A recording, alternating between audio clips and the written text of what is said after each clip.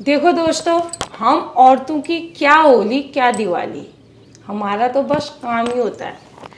अब होली की बात कर लेते हैं।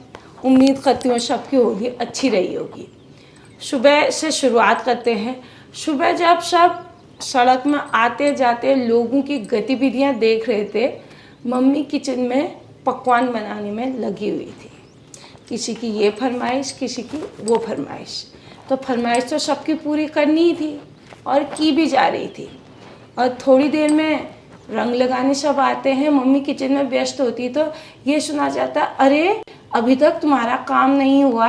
अरे अकेले वो मशीन नहीं है, वो अकेले इतनी जल्दी नहीं कर पाती है, उसका भी हाथ पाँव बॉडी दर्द होती है। लेकिन इस बात को वो किसी को समझा नहीं पाती है। ठीक है, सबके लिए पकवान बनाती है, सबको खिलाती है और थोड़ा सा बाहर को जाती है, थोड़ा बहुत खुद को रंग के आती है। अपने मन के जो अंतर्द्वंद चल रहा था उसको वहाँ ख़त्म करके आती है। पर आते आते ना अपने पाँव को भारी पाती है और शरीर में दर्द पाती है। घर आती है तो देखती है चारों ओर रंग बिखरा हुआ है, उससे रहा नहीं जाता, फटाफट से सफाई में लग जाती है। तो सफाई में जैसे ही लगती है और लोग तब तक नहा धो के चमक के बैठ चुके होते हैं, कुछ टीवी देख रहे होते हैं, कुछ फ़ोन में लगे होते हैं, कोई स्टेटस अपडेट कर रहे होते हैं और कोई एक दूसरे की गप्पे मार रहे होते हैं। तो फरमाइश आती है, अरे भाई भूख लग गई, खाने में क्या है। बच्चे जो सुबह का ही था वो चुगने लगते हैं और वो खाना बनाने लगती है। कहती है खाना बन गया है, तुम लोग खा लेना, अब मैं नहाने जा रही हूँ। नहाने जाती है तो बाथरूम उसको रंगीन मिलता है। सफ़ेद रंग की जो टाइल्स थी वो रंगीन मिलती हैं, दीवारों पर रंगों के छींटे मिलते हैं और एक ढेर में कपड़े मिलते हैं। उससे रहा नहीं जाता है, पूरा बाथरूम साफ करती है और सारे रंगों को मिटाने की कोशिश करती है और अपनी जो टाइल्स होती हैं उनको फिर से सफ़ेद बनाने की कोशिश में उसको काफ़ी समय लग जाता है। कपड़ों की बड़ी सी बाल्टी भरकर दरवाजे पर रखती है तो इतनी में आवाज़ आती है, अरे भाई कितना देर लगाती हो नहाने में, चाय बनाने का टाइम हो गया है। फटाफट से कपड़े सुखाती है, गीले बालू को बांधते हुए किचन की ओर जाती है, सबको चाय देती है, इसी बीच अपना खाना भी खाती है। तो इतनी तो रिश्तेदारी भी निभानी पड़ती है। जो होली में नहीं आ पाए थे वो लोग मिलने आ जाते हैं, चाय नाश्ता कराती है, शाम का समय हो जाता है। देर मन से पूछती है सब क्या खाओगे।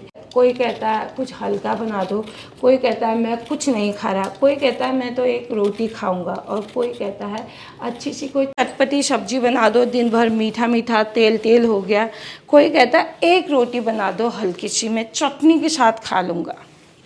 तो इस प्रोसेस में उसको शुरुआत तो शुरू से करनी होती है, थोड़ा हो या ज़्यादा हो आटा लगाना पड़ता है, सब्ज़ी काटनी पड़ती है, सब्ज़ी छौंकनी पड़ती है और इस बीच उसका सारा ही खाना उसको बनाना पड़ता है। बर्तन धोती है, किचन की सफाई करके वो जब बिस्तर तक पहुंचती है देखती है सब गहरी नींद में सो चुके होते हैं।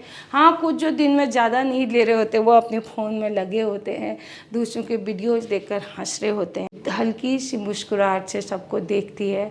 जैसे वो आंख बंद करके लेटती है तो सोचती है, क्या ये त्यौहार सिर्फ मेरे लिए था? क्या ये सारा काम सिर्फ मेरे लिए था?